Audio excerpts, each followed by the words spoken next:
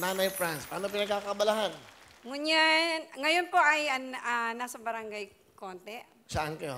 sa Barangay Bulihan. Okay. Ilan ang anak? 10 po. 10 rin. Alright. Sige. So lahat ba may nag-aaral? May nakatapos na? May nakatapos na po. Kasama ko po siya ngayon.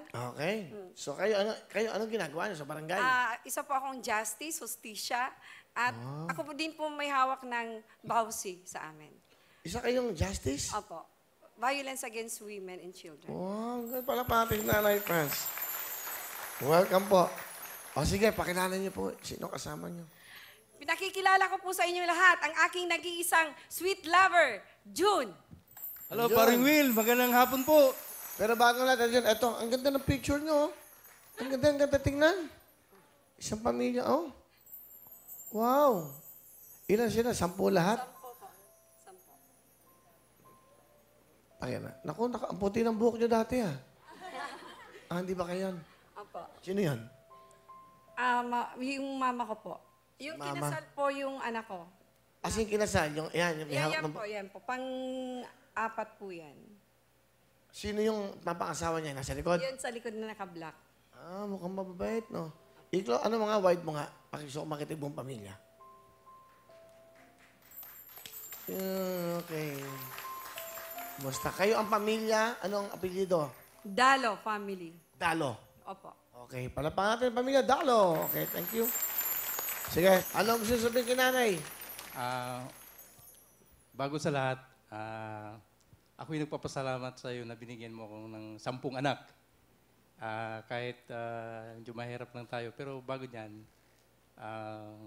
tingin ko sa iyo ay 18 years old pag nakaharap.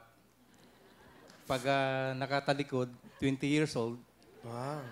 Pag nakatagilid, 20 years old. I-total nyo lahat yung edad na yan.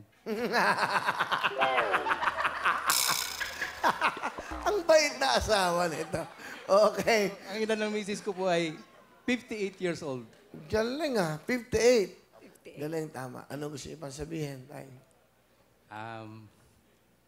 I love you. Alam ko na ang buhay natin dito sa mundong ito ay mahirap. Pero meron ding pagkakataon na tayo di aangat. Pero I promise, sasama kita sa kabilang buhay. Naniwala po ako na meron tayong forever. Ang ibig sabihin, magkasama pa rin sila. Kahit sa ano man, di ba? Sino bang mauna? Siya po. Mauna ka daw. Walang problema kung sino mauna Kayo sa naman amin. Nagulat kami sinahin mo Sana kahit ano mangyari, mauna man ako kung sino man. Ikaw pa rin ang makakasama ko sa kabilang buhay. Opo. Di ba? Tama? Opo. Sasama Ako'y nyo kami. nagpapasalamat ulit din sa kanya. Pag ako'y nasa biyahe na araw ng linggo, binibit-bit niya po yung mga anak namin sa simbahan. Ibig ko sabihin, dinadala niya sa simbahan. Ako'y nagpapasalamat sa kanyang guidance dun sa mga anak namin na hindi naman po sa pagyayabang, hindi po sila dumanas ng yung napariwara sa labas, sa landas. So, malaking pasalamat po ko ako po sa kanya. Anong gusto sabihin nun? Samahan yung asawa, kita Tatay June. Okay. Maraming salamat. Kahit ganon yung buhay natin, ups and down tayo, nandun pa rin. Tutulong at tutulong ako sa'yo sa abot ng aking makakaya. Kung hindi mo man napupunuan yun sa mga anak natin, ako yung pumupuno. At masaya ako na ginagawa ko yung part ko bilang nanay nila at bilang asawa mo. Mahirap yung buhay natin in a way na talagang minsan nagkukulang. Minsan konti lang yung naiaabot mo sa akin. Pero ako yung gumagawa ng paraan kung paano ko makakapag ano sa labas, yung ability na ginagawa ko na minsan pag aalis ako ng bahay at pag uwi ko meron na akong pera na kung saan nakakatulong sa aming buong pamilya. Ay, kasama niyo isa yung anak. At gusto ko rin po sa inyo ipakilala ang bunga ng aming unang pag-ibig. Ang Ay, kayo panganay ko, yun. Pimpem. Si Pempem. Yes po. Ano ginagawa mo? Sa ngayon po is, wala. Nag-aantay lang po ako ngayon sa trabaho ko ngayon sa isang pabrika. Ano gusto mo sabihin sa nanay mo? Isa lang po masasabi ko kay Mama is, maraming salamat po. Ikaw po yung, ikaw yung sobrang maabilidad. Ikaw yung gagawa ng paraan, mabuhay lang kami. Salamat, Ma.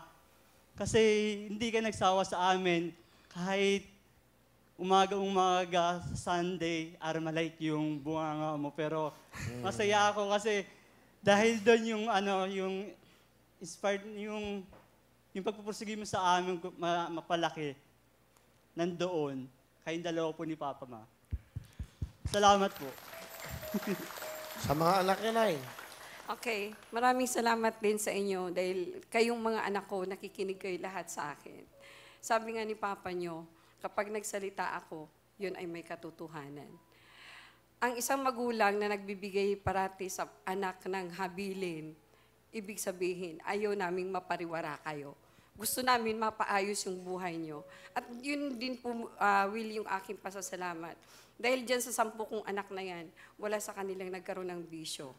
Wala sa kanilang nakipagtambayan sa kanto. Nakikita mo sila nasa simbahan. So every day, meron po kaming dinatawag na seminary. So yun ang parating laman ng mga anak ko. Love you, Ma. Salamat. Mahal na mahal ka namin, Ma. Mahal na mahal ko kayo, Love mga you anak po. ko. Sayang. Kayo yung aking pinagmamalaki at kayo yung aking award. Wow.